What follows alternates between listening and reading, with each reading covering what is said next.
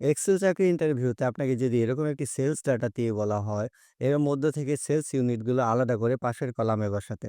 তো এর একটি পদ্ধতি হচ্ছে আপনি ১ম ইউনিটটি লিখে পরের সেলে গিয়ে কন্ট্রোল ই প্রেস করে দিলে তা ফ্ল্যাশ ফিল হয়ে যাবে।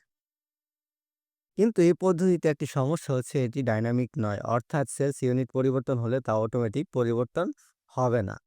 তো এটি কিভাবে করবেন যেন সেলস ইউনিট পরিবর্তন হলে তা অটোমেটিক্যালি পরিবর্তন হয় তা চলুন দেখে নেই।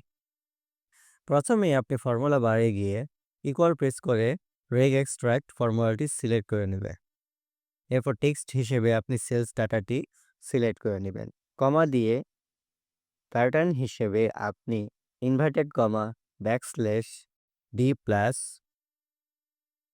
ইনভার্টেড কমা ক্লোজ এরপর ব্রেকে ক্লোজ করে এন্টার প্রেস করে দিবেন। তাহলে আপনার সেলস ইউনিট এক্সট্রাক্ট হয়ে যাবে।